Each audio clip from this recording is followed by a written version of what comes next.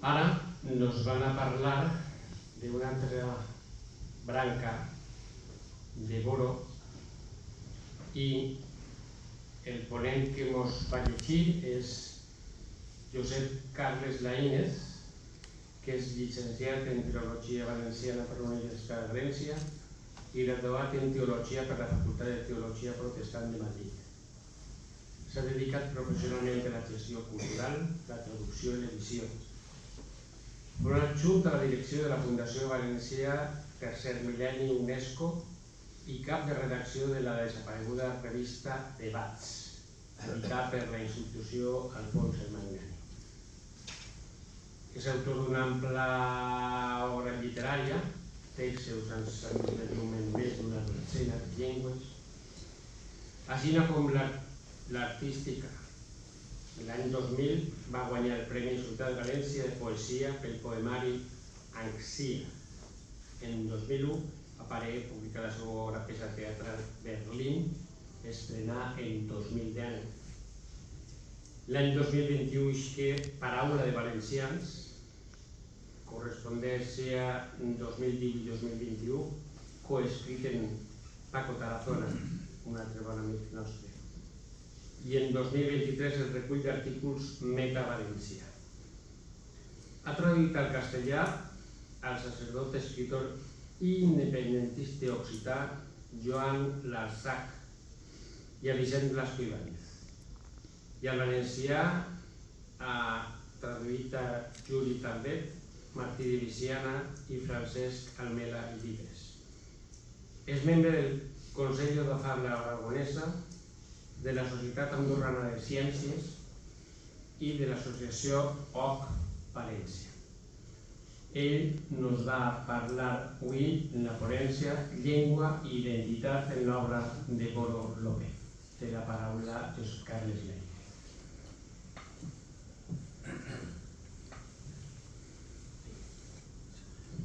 Bona vesprà a tots i moltíssimes gràcies per la presentació. I jo estic molt feliç de trobar-me en una taula amb amics de tants anys i en un lloc tan bonic com és l'Ateneu. A banda d'aquest agraïment immediat, vull també estendre'l, evidentment, a Òscar Rueda i a Josep Cubells. M'ha alegrat molt veure'l així avui, per convidar-me, per posar-me davant la possibilitat d'escriure, de pensar sobre l'obra de Boro López, sobre la qual jo vaig escriure quan publiqué el seu poemari Corcam, en una ressenya publicada en Lletra Ferit, en aquell moment, 2003, 2004, no recorde, i que tant valorí en aquell instant. Llavors el coneixíem, com tots el coneixíem, per la seva dedicació a la lingüística pura, a la llengua, i clar, quan en un mateix any va donar, encara que havia publicat en Espenta, en Espentes del Silenci, havia anat traient algunes coses literàries, però quan va publicar en el mateix any 2 llibres tan impressionants i tan ben escrits, com ha dit Alicia, en els dos gèneres que són la narrativa i la poesia, fue un moment de gran celebració.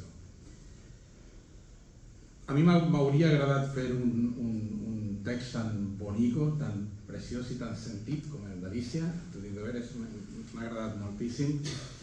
Jo el tracti molt manco a Boro, però sí que el vaig llegir, sí que tingui una certa relació amb ell, però no puc retrotraure'm a una intimitat, a una amistat com la d'Alicia i la d'Artur.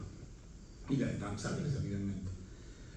Per això, jo he tractat de fer una cosa molt acadèmica, molt acadèmica. He agarrat els 2 llibres, m'he cenyit a la llengua i a la identitat i he mirat el que en aquests 2 volums hi havia de llengua i d'identitat.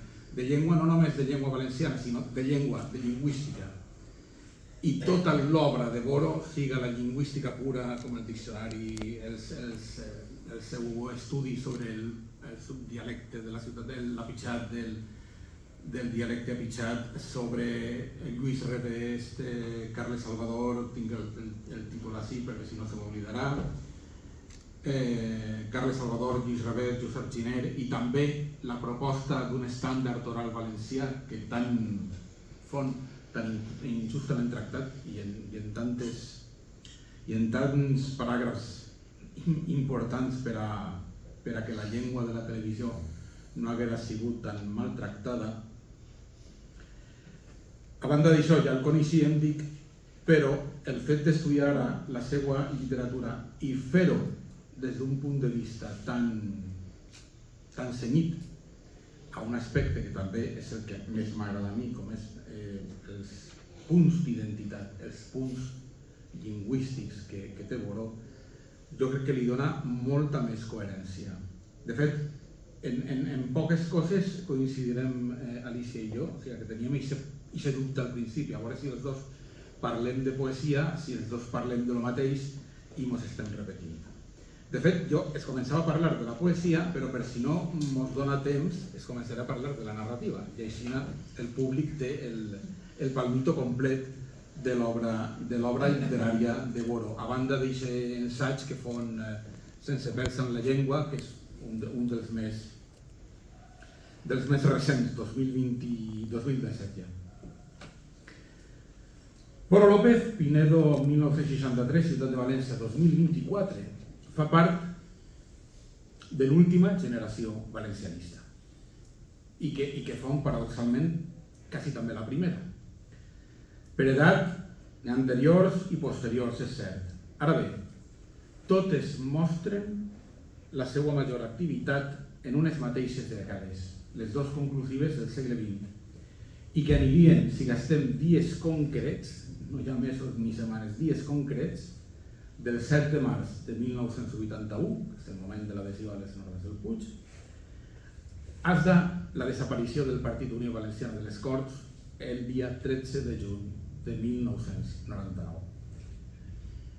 La revista Lletra Ferit, l'editorial l'Oronella, en la seva primera etapa va durar molt més que això, però jo crec que ja tot el valencianisme anava tocat.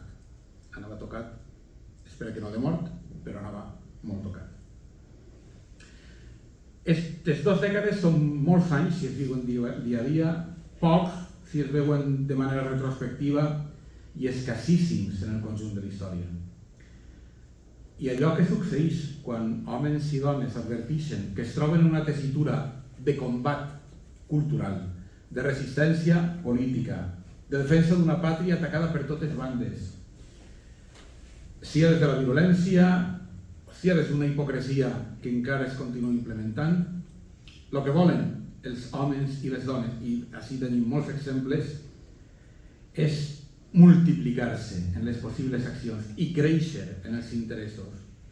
Pujar al remat són poques les mans per a tant de sacrifici. I Boró López, lingüista sobretot, va abraçar bona cosa d'activitats en el si del valencianisme, deixant una obra, i s'ha de remarcar, incontestable respecte de la qualitat intrínseca i en comparació en la dels seus companys de generació o generacions, i també quant a la varietat de gèneres, i així mateix respecte de la seva principal faena cultural i acadèmica, la defensa de la llengua i la identitat valenciana. Boró López va publicar l'any 1998, disculpeu, en la col·lecció, ja ho diré, ara no me'n recorde, en l'editorial l'Oronella, en la col·lecció El Rajolar, ara sí, el llibre For Sale en venda i uns altres contes. La coincidència en la data d'edició d'este llibre i del poemari Corcam nos tenta a pensar, això els amics ho hauríeu de dir més, una possible tentació de la literatura en un moment de la seva vida. Des de l'objectivitat és el que ho pensa, 2 llibres que ixen en el mateix moment.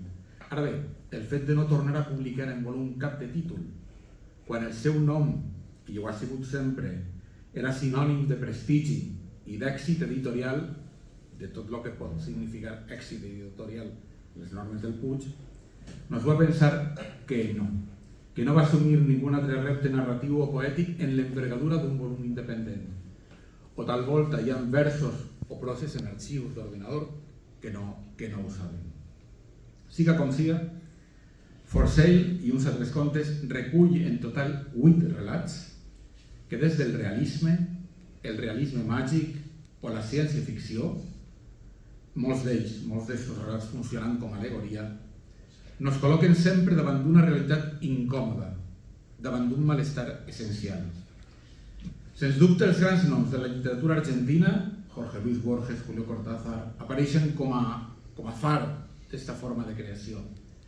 També el de l'autor català Pere Calders, segur.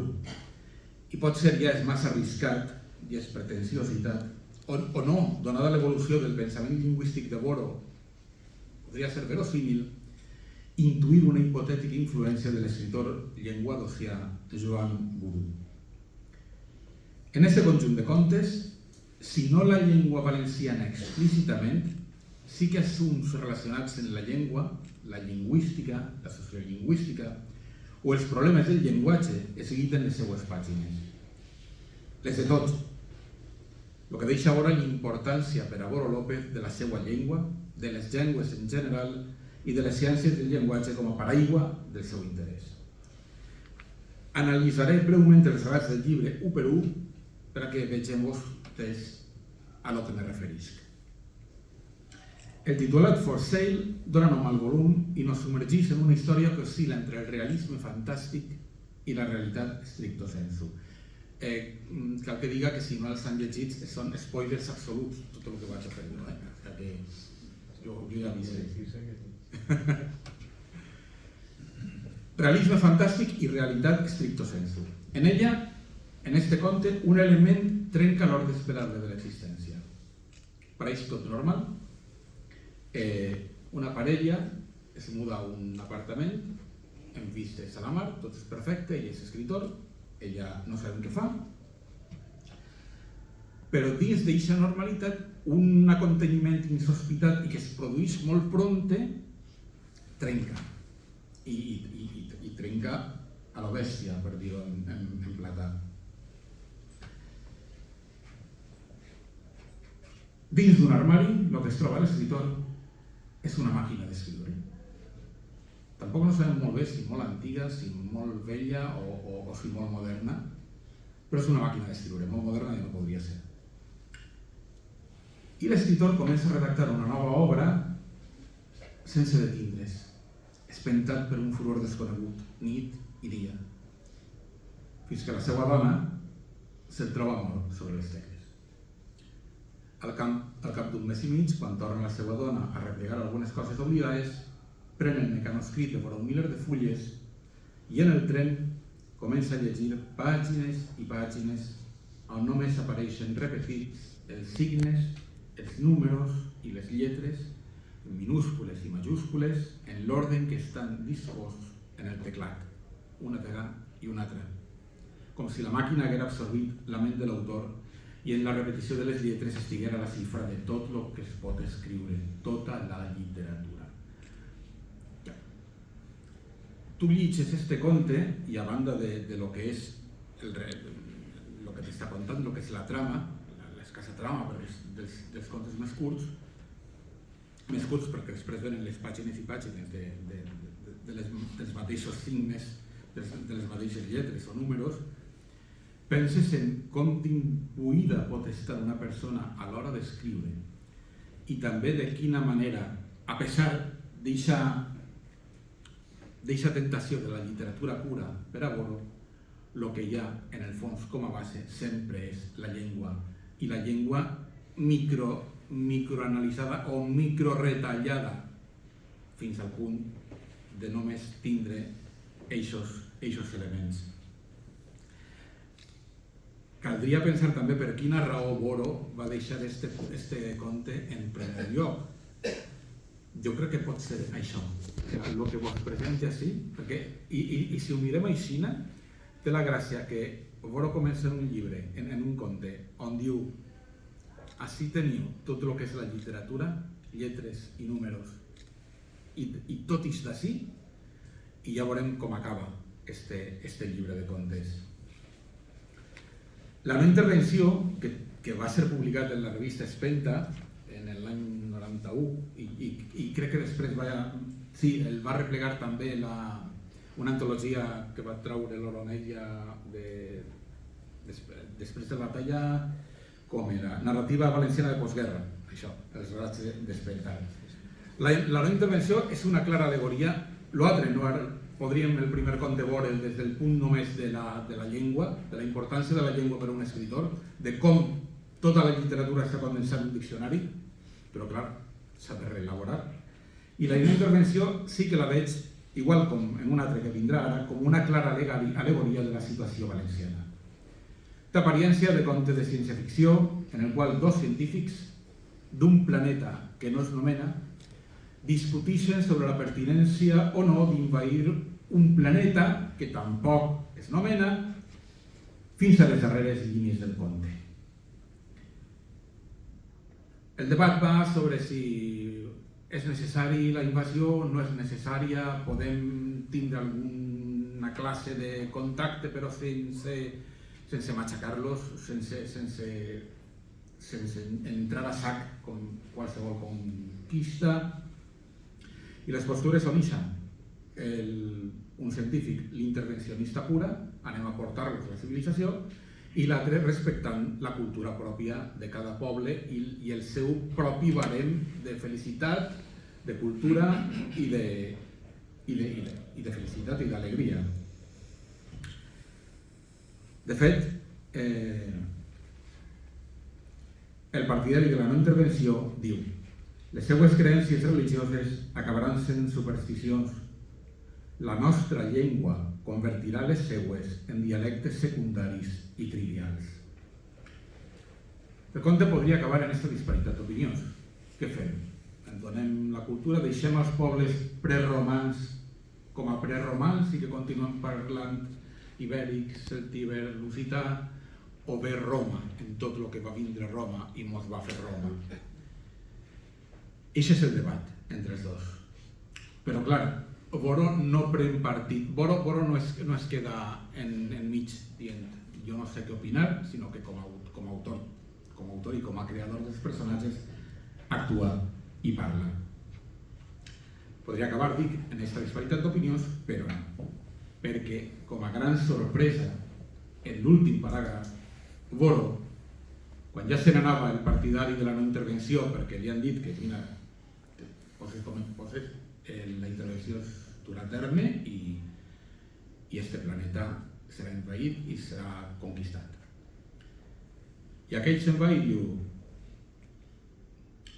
és curiós, els habitants d'aquest planeta denominen el seu sistema Terra o planeta blau.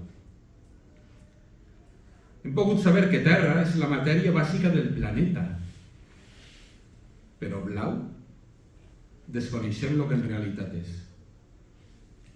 Pareix que és una classe de color, però què són els colors? Crec que això mai ho plegarem a entendre. I acaba el conte. Realment, des d'un punt de vista, l'al·legoria valenciana existeix. Poden portar-nos tota l'alegria, tota la felicitat, tota la cultura que vulguin, però si es perd la pròpia, és que ni tan sols valoraran allò que es tenia de bo. El següent relat es titula L'esquín i relata la paradoxa d'un delinqüent en un cas agut i greu d'amnèsia que serà condenat a presó per un acte que no recorda haver comès, i d'ací la tragèdia.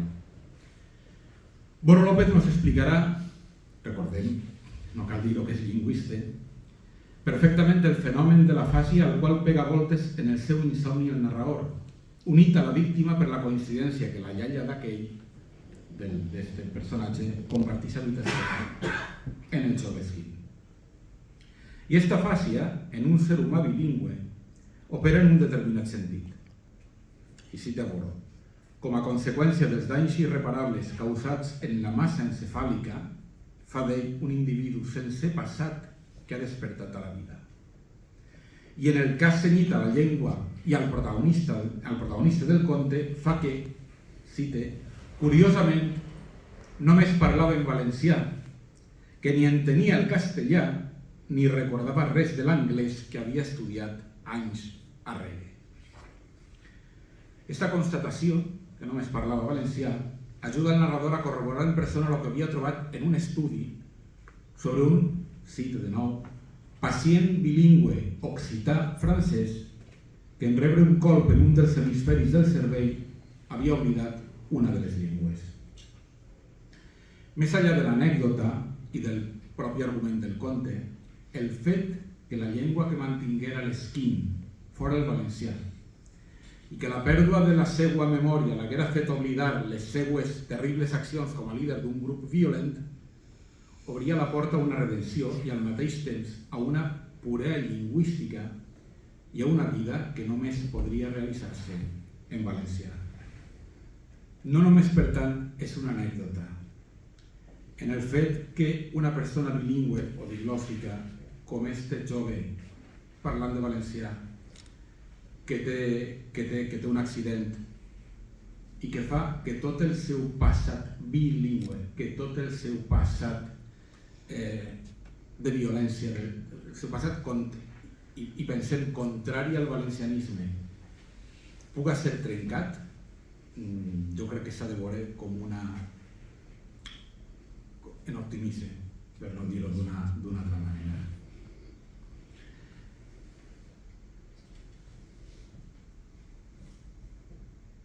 No sé com anem de temps. Malament? Doncs vaig directe als... És que si no jo m'encanta parlant i no... Passo d'alguns contes. Qui vulgui llegir el text complet estarà en volum en el seu moment.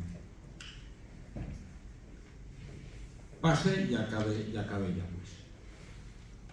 Un altre conte, a banda del trasplant, que fa referència a un trasplant de cervell, de l'anònim que posa en escena dos personatges d'una delegació, anava a dir de cultura però no, d'un ajuntament que és el de València, on Boro va ser assessor de la regidora.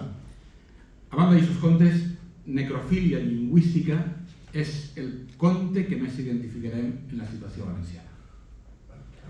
A través d'una paràbola en la qual se parla d'un poble del nord i d'un altre poble del sud, descobrim senyes d'un trasplant a la nostra realitat coneguda.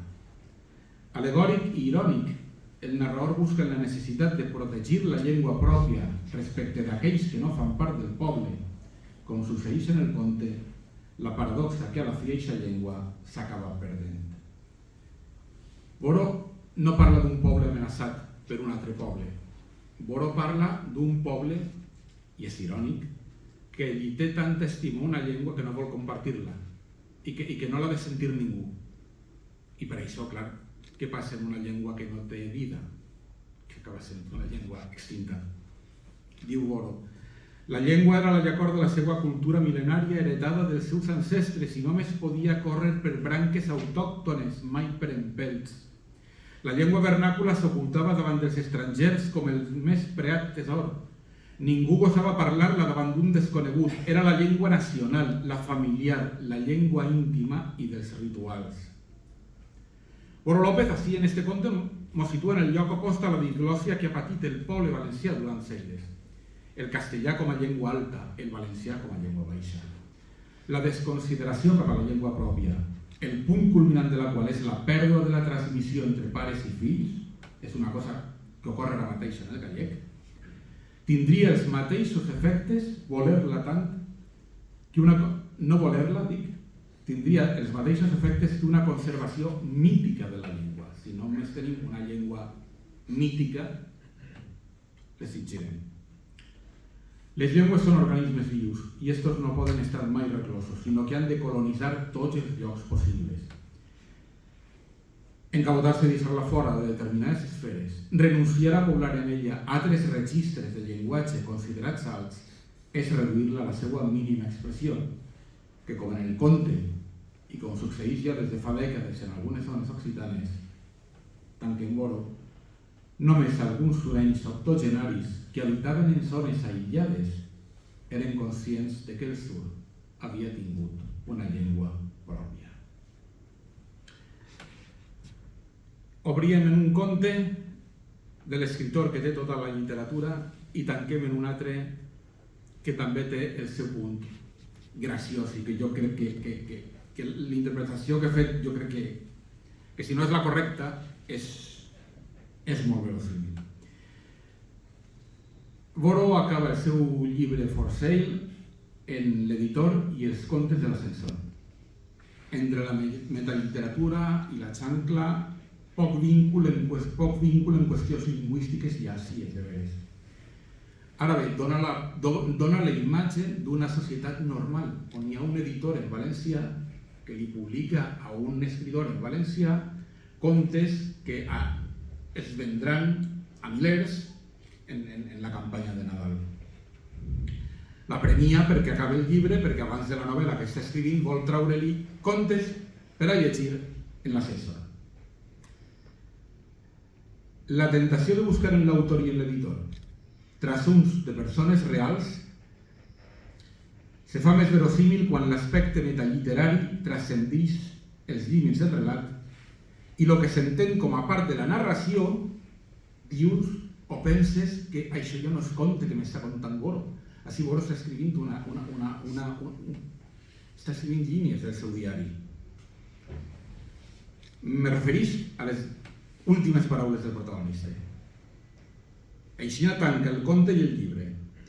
El procés d'escritura de qualsevol llibre és paregut a una gestació complicada i incòmoda que acaba en un part dolorós. Espere no haver parit en este llibre inesperat i de compromís un parricidi.